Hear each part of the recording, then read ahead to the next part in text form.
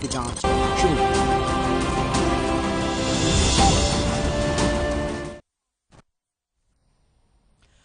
नमस्कार, आप देख रहे हैं हर खबर हरियाणा और आपके साथ मैं हूं अमित शर्मा। वक्त है मेरा गांव मेरा देश का।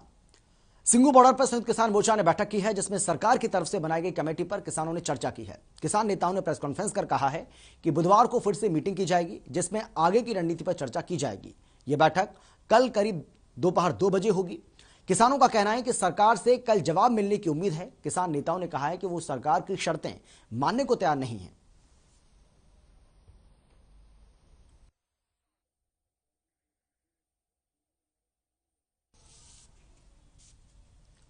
हरियाणा सरकार ने एचपीएससी भर्ती फर्जीवाड़े में फंसे और एचपीएससी में डिप्टी सेक्रेटरी के पद पर तैनात एससीएस अनिल नागर को बर्खास्त कर दिया है। आपको बता दें कि रिश्वत के मामले में नागर को कुछ दिन पहले निलंबित कर दिया गया था, जिसके बाद मंगलवार को सरकार ने नागर की बर्खास्तगी के आदेश जारी कर दिए। कुछ दिन पहले हरियाणा सरकार ने हाईकोर्ट में हलफनामा दाखिल किया था। इसमें कहा गया था कि 2004 में चयनित अनिल नागर समेत 19 एचसीएस और 2 एचपीएस को बर्खास्त किया जाएगा। आरोप है कि हरियाणा लोक सेवा आयोग यानी कि एचपीएससी की डेंटल सर्जन भर्ती फर्जीवाड़े के मुख्य आरोपी एचसीएस अनिल नागर की बर्खास्तगी का रास्ता साफ हो गया है।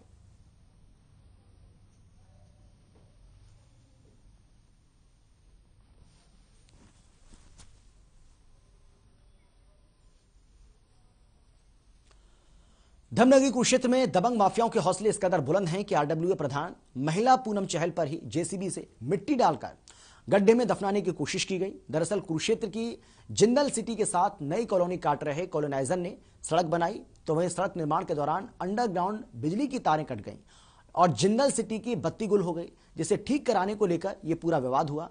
पूनम चहल के मुताबिक वो बिजली के तारों को देखने के लिए खुदाई वाली जगह पर उतरी थी। इसी दौरान जेसीबी चालक ने उन पर मिट्टी डालकर सीने तक दफन कर दिया। साथ ही माफियाओं ने आरडब्ल्यूए प्रधान पूनम चहल के साथ अभद्रता की। पुलिस पर भी माफियाओं के साथ मिलीभगत का आरोप लगाया है। आरडब्ल्यूए प्रधान महिला की शिकायत के बावजूद भी पुलिस ने कोई कार्रवाई नहीं की है। उधर दूसरी तरफ कांग्रेस के कद्दावर नेता अशोक अरोड़ा ने कहा है कि आरोपियों के खिलाफ हत्या के प्रयास का मुकदमा दर्ज कर कार्रवाई की मांग की है। वहीं ग्रीन होम डेवलपर के संजीव कुमार संजू ने कहा है कि महिला स्टंट कर रही थी।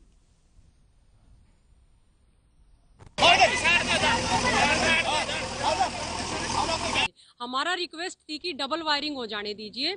शाम हो गई थी काम होते होते, और इसको हम सीमेंटेड करवा के फिर इनको करवा के फिर बाद में कल सड़क पे आप दोबारा से तार को डलवा लेना।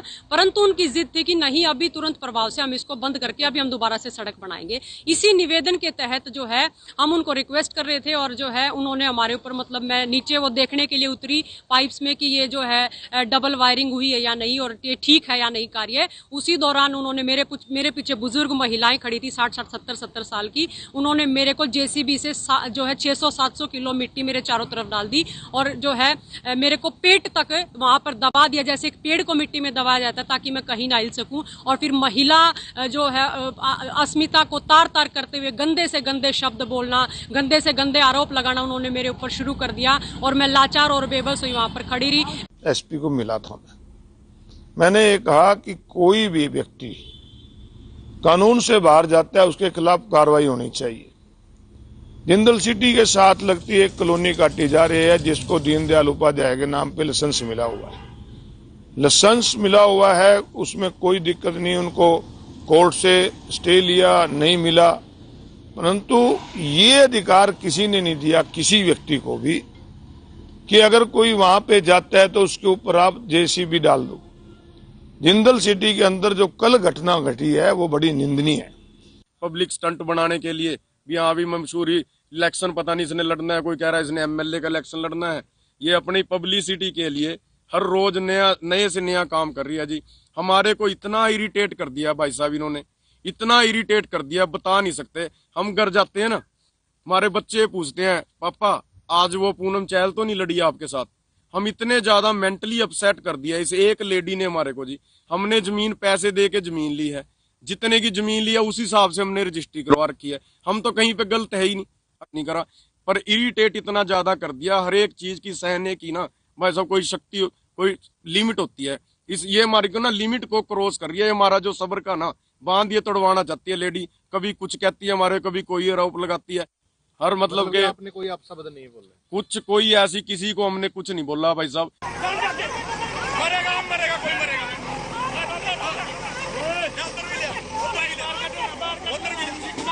आप मरना मरो, अपनी मौत मरनी मरो।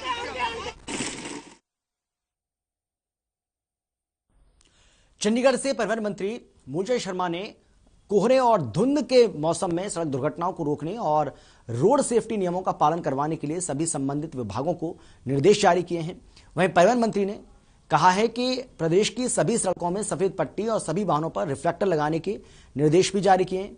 कोरोना के नए वेरिएंट को देखते हुए परिवहन मंत्री ने बसों में सफर करने वाले सभी यात्रियों को कोरोना संबंधित दिशा निर्देशों का पालन करने के लिए अपील की है। साथ ही कहा है कि केंद्र सरकार के इलेक्ट्रिक वाहन संबंधित दिशा निर्देशों पर सरकार लगातार काम कर रही है।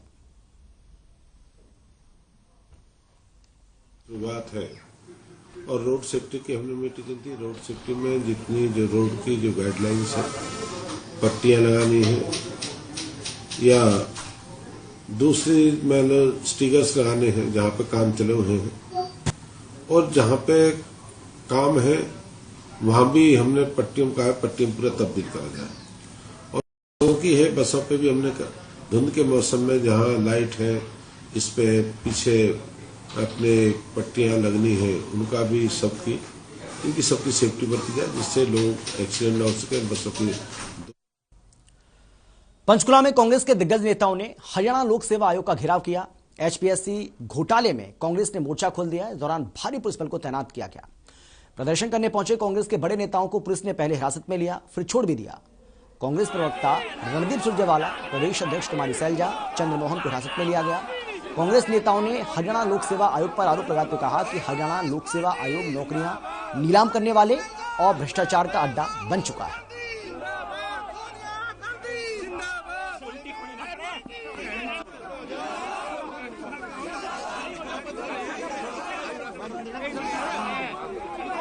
देखिए, इतना बड़ा घोटाला है ये जो अभी एचपीएससी का जिसका पर्दाफाश हुआ है, लेकिन ये सरकार इसको छिपाने में और लिपापोती करने में लगे हुए हैं। ये सब जानते हैं कि ये बिना सरकारी और इस पार्टी के जो सत्ता में हैं इनके संरक्षण के बिना नहीं हो सकता था। करोड़ों करोड़ों मल्टी करोड़ का घोटाला है ये, केवल एक व्यक्ति से, जूनियर अफसर से नहीं हो सकता था।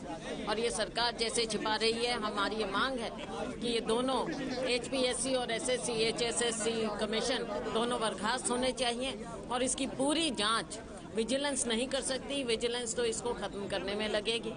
इसकी पूरी जांच हाई कोर्ट के चीफ जस्टिस की देखरेख में होना चाहिए।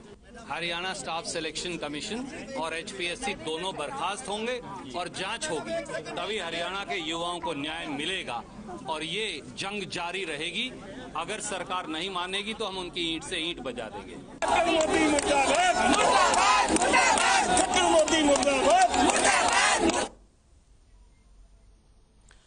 और चलिए इस बीच एक बड़ी जानकारी आपको हम दे दें। इस वक्त की बड़ी खबर आपको हम बता रहे हैं। बड़ी जानकारी मानव तस्करी को लेकर आ रही है और मानव तस्करी के खिलाफ यह बड़ी कार्रवाई की गई है।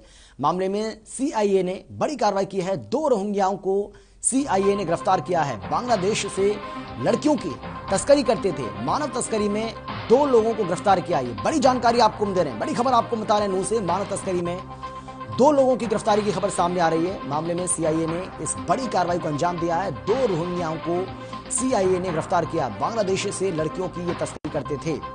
तो ये अपने आप में बहुत बड़ी खबर, चौंकाने वाली खबर नूह से आपको हम बता रहे हैं, जहां मानव तस्करी में 2 आरोपियों को गिरफ्तार किया है। सीआईए ने इस बड़ी कार्रवाई को अंजाम दिया है, जिसमें 2 रोहिंग्याओं को सीआईए ने गिरफ्तार करने में बड़ी सफलता हासिल की है। बांग्लादेश से बताया जा रहा है कि लड़कियों की तस्करी ये आरोपी करते थे। तो मानव तस्करी मामले में ये बड़ी सफलता नूह पुलिस के लिए। नूह की सीआईए ने इस बड़ी कार्रवाई को अंजाम दिया है, जिसमें 2 रोहिंग्याओं को गिरफ्तार किया गया है। बताया जा रहा है कि बांग्लादेश से लड़कियों की तस्करी ये लोग करते थे और जैसे ही पुलिस को इस बात की सूचना मिली, पुलिस ने जाल बिछाया और उसके बाद इन्हें गिरफ्तार करने में सफलता हासिल की है। ये बड़ी जानकारी लगातार आपको दे रहे हैं नूह से। एक बार फिर से आपको हम बता दें, मानव तस्करी के मामले को लेकर ये बड़ी कामयाबी पुलिस के लिए। 2 लोगों को इसमें गिरफ्तार किया गया है। मानव तस्करी मामले में 2 लोगों की गिरफ्तारी हुई है, जिसकी तस्वीरें आपको हम दिखा रहे हैं। आप अपनी टीवी स्क्रीन के ऊपर इन आरोपियों की तस्वीरें देख रहे हैं। 2 रोहिंग्याओं को इसमें गिरफ्तार किया गया है, जो कि बांग्लादेश से लड़कियों की तस्करी करते थे। तो बेहद चौंकाने वाली यह खबर, मानव तस्करी में ये बड़ी कामयाबी, बड़ी सफलता नूह सीआईए के हाथ लगी है, जिसमें 2 रोहिंग्याओं को गिरफ्तार करने में कामयाबी हासिल की है। कुछ लड़के ऐसे हैं जो रोहिंग्या होते हैं, जो लड़कियों को बांग्लादेश से रेल द्वारा दिल्ली लाया जाता है, दिल्ली से आगे अलग अलग शहरों में इनको भेजा जाता है। जो इसी संबंध में 2 लड़कियों को, 3 लड़के थे जो उनको नूह ले आए थे।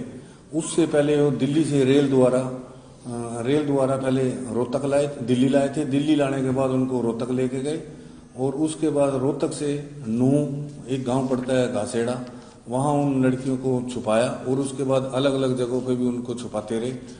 तो उनको सूचना ये मिली हुई थी कि ये लड़कियां को बेचते हैं और एक कश्मीर की किसी व्यक्ति के साथ आपस में उन्होंने बातचीत कर ली। 70,000 में सौदा तय कर लिया, उन लड़कियों को 70,000 रुपये में बेच देना है। जो जब 70,000 की सूचना मिल चुकी थी तो एक लड़की के भाई को सूचना मिल गई, जो कि हैदराबाद में रहता है, कि हमारी लड़कियों को नूह पहुंचा दिया गया है। तो उन्होंने, उसके भाई ने इनसे जो अपहरण करके ले आए थे उनके साथ बातचीत की और उन्होंने कहा कि आपकी बहनें हम वापस कर देंगे, 15,000 रुपये हमारे खाते में जमा करा दो। तो एक ने, भाई ने 15,000 रुपये खाते में जमा भी करवा दिए, लेकिन उसके बावजूद भी लड़कियां उनके हवाले नहीं की। और हमारे संवाददाता अनिल मोहनिया हमारे साथ जुड़ गए हैं इस खबर पर जानकारी और बातचीत के लिए। अनिल, ये अपने आप में बहुत बड़ी कामयाबी पुलिस के लिए, किस तरीके से पुलिस ने ये सफलता हासिल की है, किस तरीके से जाल बिछाया और उसके बाद ये गिरफ्तारी संभव हो पाई? बिल्कुल कह सकते हैं कि मेवात सीआईए पुलिस के लिए बहुत बड़ी सफलता हाथ लगी है इसमें, क्योंकि मेवात सीआईए पुलिस द्वारा इसमें एक पूरी टीम गठित की गई, जिसके बाद यह पूरा मामले का खुलासा हो पाया है कि इसमें मानव तस्करी की जा रही थी। क्योंकि जो यहाँ पर रोहिंग्या मुसलमान जो रह रहे हैं वो बड़े पैमाने पर नूह जिले में रह रहे हैं और यहाँ से बांग्लादेश से मेवात लाया जाता था लड़कियों को और यहाँ से जम्मू कश्मीर इत्यादि जगहों के लिए इन लड़कियों को बेचा जाता था, जिसका पर्दाफाश अब मेवात सीआईए पुलिस ने किया है। जी बिल्कुल। अनिल, क्या पुलिस ये भी जानकारी दे रही है कि कोई ये बहुत बड़ा नेटवर्क हो सकता है? हालांकि अभी 2 लोगों की गिरफ्तारी हुई है, लेकिन आने वाले समय में क्या कुछ और लोगों की गिरफ्तारी इस पूरे मामले को लेकर हो सकती है? पुलिस क्या इस बारे में कुछ कह रही है? बिल्कुल, इसमें कोई दो राय नहीं है। पुलिस अभी इस पूरे मामले को बड़ी गंभीरता से लिए हुए है। सबसे पहले एक व्यक्ति की गिरफ्तार होती है, जब उससे जांच की जाती है तो उसमें 3 व्यक्तियों का नाम और आता है, जिसके बाद दूसरे व्यक्ति की गिरफ्तारी होती है और अभी 2 व्यक्ति और बाकी हैं। इस पूरे नेटवर्क को बड़े स्तर पर देखा जा रहा है। खुद डीएसपी जो सुधीर कनेजा जी हैं, उन्होंने इस बारे की पुष्टि की है कि यह बहुत बड़ा नेटवर्क है और बहुत लंबे समय से यह इस तरीके का काम कर रहा है और पूरे इस नेटवर्क पर जल्दी ही काबू पा लिया जाएगा। बिल्कुल, बहुत शुक्रिया आपका अनिल इस तमाम जानकारी के लिए। अनिल मोहनिया हमारे संवाददाता जिस तरीके से हमें जानकारी दे रहे थे कि बांग्लादेश से ये लड़कियों की तस्करी करते थे और पिछले काफी समय से इस काम को अंजाम दे रहे थे, लेकिन जैसे ही नूह सीआईए को इस बात की जानकारी मिली, जाल बिछाकर इन सभी को गिरफ्तार किया गया। देश में कोरोना के वेरिएंट ओमिक्रॉन की दस्तक के साथ ही जिले में भी कोरोना के मामले बढ़ते जा रहे हैं। हम बात कर रहे हैं जींद की। जींद जिले में 2 कोरोना के एक्टिव मामले सामने आए। स्वास्थ्य विभाग को 827 लोगों की जांच रिपोर्ट मिली है और इसी के साथ साथ 32 साल की महिला भी पॉजिटिव पाई गई है। इसके बाद जिले में कोरोना के 2 लोग पीड़ित हो गए। अब तक जिले में 21,211 लोगों की रिपोर्ट आ चुकी है। इनसे 20,673 लोग ठीक इनमें से हो चुके हैं, जबकि 536 लोग कोरोना से अपनी जान गंवा चुके हैं। हालांकि डॉक्टर पालेराम डिप्टी सीएमओ का कहना है कि हमें सतर्क रहने की जरूरत है। आप जब घर से बाहर निकलें, मास्क लगाकर निकलें, ज्यादा से ज्यादा कोशिश करें कि भीड़ भाड़ वाली जो जगह है वहां ना जाएं, सोशल डिस्टेंसिंग का पालन करें। एक बार फिर से कोरोना दस्तक दे रहा है, लेकिन ओमिक्रॉन का जीन के अंदर किसी तरह का कोई मामला अभी तक सामने नहीं आया है। और इसी के साथ उन्होंने ये भी कहा है कि अगर हम लापरवाही नहीं बरतेंगे और स्वास्थ्य विभाग की ओर से जो लोगों को जागरूक किया जा रहा है उस बात का ध्यान रखेंगे, तो आप ओमिक्रॉन से अपने आप को बचा सकते हैं। देश के अंदर ओमिक्रॉन का खतरा बढ़ता ही जा रहा है और देश में अब जो है 23 केस एक्टिव आए हैं, यानी कि पॉजिटिव हो चुके हैं और जींद में भी कोरोना ने दस्तक दे दी है और 2 कोरोना के नए मामले सामने आए हैं। Doctor Paleram Kataria deputy CMO, उनसे बात करते हैं। डॉक्टर साहब, किस तरह के हालात जिले के अंदर है? हालांकि देश के अंदर 23 केस पॉजिटिव हो चुके हैं ओमिक्रॉन। देखिए, जींद में हालात बिल्कुल सामान्य हैं, कोई दिक्कत नहीं है। 2 केस जो पॉजिटिव जिसकी बात आप कर रहे हैं, एक गांव मुआना से है और एक दूसरा जिले से बाहर का है। यहाँ पे जांच कराने आई थी, उसका टेस्ट किया तो पॉजिटिव मिल गई। उसका अभी ये नहीं कह सकते कि कौन सा है, लेकिन उसकी कोई ट्रैवल हिस्ट्री नहीं है, लोकल ही है। हमने इस हार को इन्फॉर्म कर दिया है, उसकी जांच कराएंगे। मैंने भी उससे लेडी से बात की, उसको एक वैक्सीन लगी हुई है, तो वो उसकी ट्रैवल हिस्ट्री कहीं की नहीं। अभी ये नहीं कह सकते कि कौन सा कोरोना है, उसको नॉर्मल ही है, उसके कोई लक्षण नहीं है। उसने ये बताया कि भी मुझे एक दिन सिर्फ बुखार हुआ था, उसके बाद कोई दिक्कत नहीं है। तो हालात सामान्य हैं, लेकिन हमें सावधानी रखने की आवश्यकता है। डॉक्टर साहब, देखिए, स्वास्थ्य विभाग अलर्ट मोड में नजर आ रहा है, क्योंकि जो आपने देखा जब पुराना टाइम था कोविड का, 20,000 से ज्यादा लोग पॉजिटिव हो चुके थे और जिसमें 20,000 से जो लोग वो ठीक भी हो चुके थे, 500 से ज्यादा लोगों की मौत भी हो चुकी है। तो क्या कहना चाहेंगे सर, अब की बार किस तरह की तैयारियां जींद सिविल ने की है आपके द्वारा? देखिए, मैं आपके चैनल के माध्यम से ये निवेदन करना चाहूँगा, बिल्कुल भी घबराने की जरूरत नहीं है, लेकिन ध्यान रखने की आवश्यकता है। जैसे जिनमें के सबसे पहले तो वैक्सीनेशन, कोविड वैक्सीनेशन हो रहा है, वो करवाएं जिन्होंने नहीं करवाया अब तक। तो मेरा अनुरोध यही रहेगा कि इसका बचाव जो है वैक्सीन है। दूसरा जो कोविड प्रोटोकॉल बिहेवियर है, जैसे कि मास्क लगा कर रहना, बगैर काम के बाहर निकलना, इन चीज़ों से आप बचें, भीड़ भाड़ से बचें, बार बार हाथ धोएं। डॉक्टर साहब, देखिए, हालात अभी जींद के अंदर ठीक है, हालांकि कोई केस भी नहीं है ओमिक्रॉन का, लेकिन लोगों को मतलब इसके बारे में किस लिए जागरूक किया गया है?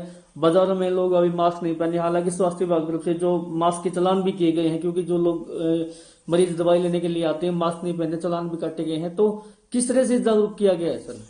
देखिए, आईसी आपके चैनल के माध्यम से भी, दूसरे अखबारों के माध्यम से भी, और हमारे स्वास्थ्य कार्यकर्ता, क्योंकि जैसा कि आपको विदित है, अभी कुछ दिन पहले डेंगू के केसेस आए थे, तो उस टाइम घर घर जाकर के सभी को जागरूक कर रहे थे, जिसमें कि कोविड के प्रति भी जागरूकता फैलाई जा रही थी। और क्योंकि ये कोरोना अब 2 साल पुराना हो चुका है, तो इतनी ज़्यादा घबराने की आवश्यकता नहीं, लेकिन सावधानी रखने की जरूरत है।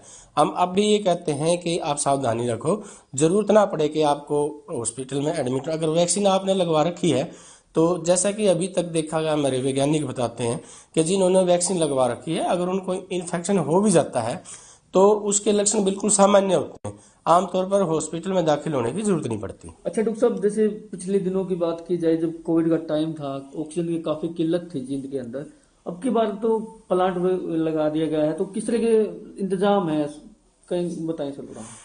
देखिए, बहुत ज्यादा कमी तो पिछली बार भी नहीं हुई थी, लेकिन एकदम से क्योंकि किसी चीज की डिमांड बढ़ जाती है, तो ये नेचुरल है कि कुछ थोड़ी बहुत कमी हो सकती है। परंतु अब अपने जिला जींद में एक जो पीएसए प्लांट है जींद सिविल हॉस्पिटल में लग चुका है, जिसकी कैपेसिटी 1000 लीटर प्रति मिनट ऑक्सीजन पैदा करने की है। दूसरा हमारा नरवाना में लग चुका है, 200 लीटर प्रति मिनट जो ऑक्सीजन पैदा करेगा। और हमारा हर बेड तक, जैसे नरवाना के अंदर पहले सेंट्रल पाइपलाइनिंग नहीं थी, अब हो गई है 65 बेड तक जो है ऑक्सीजन की पाइपलाइन बिछा दी है। उन पर अगर जरूरत पड़ी तो पेशेंट एडमिट होंगे तो बेड पर ही ऑक्सीजन पीएसए प्लांट के माध्यम से मिल जाएगी। इसके अलावा जैसे आपको पता है 5 मेट्रिक टन का लिक्विड ऑक्सीजन, मेडिकल ऑक्सीजन का जींद में स्टोरेज प्लांट है, तो और सिलेंडर है हमारे पास D टाइप B टाइप है, तो किसी प्रकार की ऑक्सीजन की कोई कमी नहीं होगी। अच्छा सर, क्या कहना चाहेंगे, जैसे अभी की बात की जाए, डॉक्टर साहब हालात सामान्य है जींद के अंदर, लेकिन जो पब्लिक पैलेस है उसमें अभी भीड़ भाड़ भी नजर आ रही है, लेकिन जो लोग हैं वो कहीं ना कहीं अपने आप मास्क नहीं पहनते, सोशल डिस्टेंस का पालन नहीं करते, तो क्या कहना चाहेंगे इसके माध्यम से आप थोड़ा प्रोवाइड करवा रहे हैं? और लोगों को भी सचेत होना चाहिए, क्योंकि वो बदतर हालात जो है पिछले साल देख चुके हैं, तो सावधानी बिल्कुल रखनी चाहिए, अननेसेसरी से बाजार में ना जाए, भीड़ में ना जाए। बिल्कुल डॉक्टर पालेराम कटारिया साहब तो ये कहना है कि आप जब भी घर से निकले मास्क लगा के निकले, ज्यादा भीड़ भाड़ के एरिया में ना जाए, अगर जाए तो सोशल डिस्टेंस का पालन करें। हालांकि देखिए अब जो है पूरे देश के अंदर 23 केस एक्टिव हो चुके हैं। हालांकि जो 2 केस जो है कोरोना के जीन में भी मिले हैं, लेकिन ओमिक्रॉन का कोई केस जीन में नहीं है। हालांकि अगर अब तक की बात की जाए तो 21,000 लोगों की सैंपलिंग की गई थी, जिसमें से 20,000 लोग पॉजिटिव आए थे और कुछ लोग जो है ठीक भी हो गए हैं। लेकिन 536 लोगों की कोविड से मौत भी हो चुकी है। लेकिन अभी भी जो है सतर्क रहने की जरूरत है। आप बाहर जाए तो मास्क लगाइए, सैनिटाइजर यूज करिए और सोशल डिस्टेंस का पालन कीजिए। अपने सहयोगी सोनू कुमार के साथ परमजीत पवार, हर खबर हरियाणा, जींद।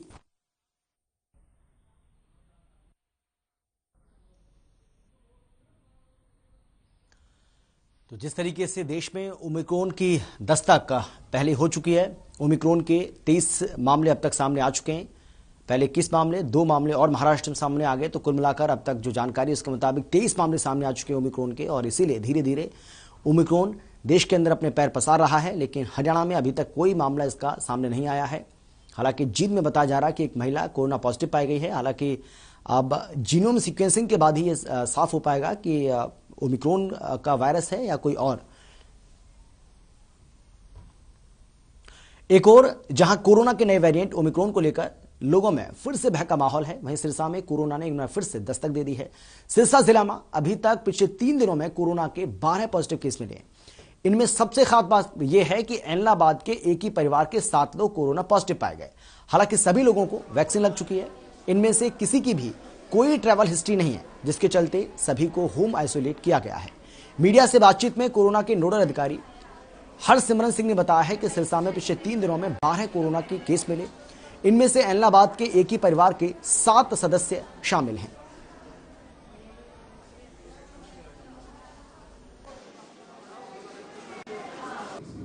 पहले 1 केस आया था, फिर उसके अगले दिन 3 केस आए थे, उसके पश्चात 7 केस ऐलनाबाद से आए थे, और आज एक केस ऐलनाबाद से और आया। उसकी अभी मतलब सारी उसकी चल रही है, मतलब उसका ट्रेस कर रहे हैं कहाँ का है, कोई उसकी ट्रैवल हिस्ट्री है, उस वैक्सीनेशन स्टेटस बारे में पूछा जाएगा। तो अब तक कुल 12 केस आ चुके हैं 3-4 दिन में। हाँ, एक ही परिवार से, उनका परिवार से पहले 1 केस पॉजिटिव आया था ऐलनाबाद से, तो उसी के परिवार के 7 और केस आए। टोटल 8 केस आए हैं, जिसको हमने क्लस्टर में रिपोर्ट कराया अभी हेडक्वार्टर।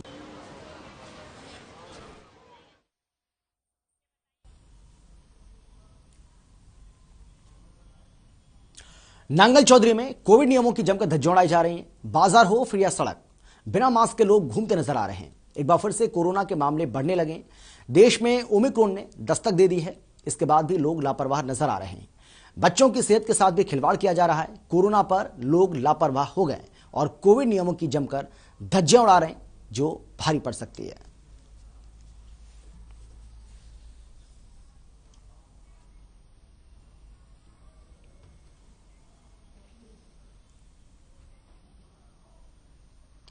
गुरुग्राम के पटौदी में दबंगों की दबंगी का मामला सामने आया है, जहां एक मकान में रह रहे परिवार पर पथराव किया गया, साथ ही लाठी डंडे लेकर मकान पर हमला भी किया गया, जिसके बाद मकान में रह रहे परिवार के लोग और उनके छोटे छोटे बच्चे पत्थरों से जान बचाकर भागते नजर आए। ये पूरी वारदात शिकायतकर्ता के मकान में लगे सीसीटीवी कैमरे में कैद थी, जिसकी मदद से आधा दर्जन से ज्यादा लोगों के खिलाफ मुकदमा दर्ज करवाया गया है और पुलिस इस मामले की जांच में जुट गई है। साइबर सिटी गुरुग्राम की तस्वीर आपको हम दिखा रहे हैं, जहां पर आप देख सकते हैं किस तरीके से दबंगों ने इस पूरी वारदात को अंजाम दिया है और एक परिवार के ऊपर यह हमला किया है। ये तस्वीरें जो आप देख रहे हैं वो आप देख सकते हैं किस तरीके से यहां पर इन लोगों के हौसले बुलंद हैं और इन्हें ना पुलिस का कोई डर है ना किसी और का कोई खौफ है और किस तरीके से अपने काम को ये यहां पर अंजाम देते हुए नजर आ रहे हैं। इसकी ये तस्वीरें आप यहां देख रहे हैं।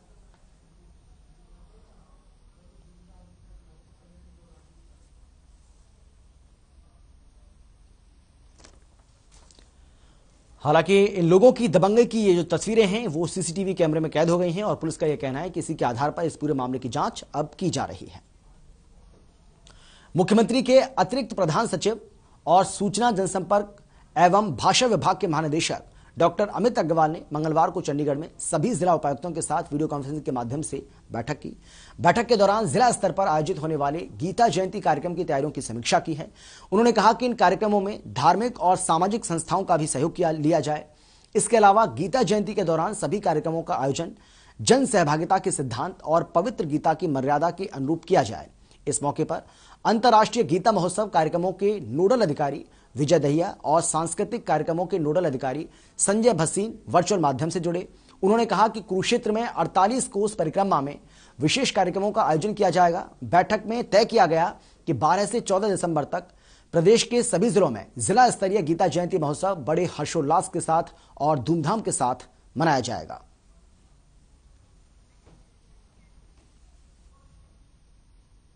और इसी के साथ मेरा देश मेरा गांव या मेरा गांव मेरा देश में फिलहाल इतना ही। एक छोटे से ब्रेक के बाद फौरन लौट रहे हैं। आप देखते रहिए हर खबर हरियाणा।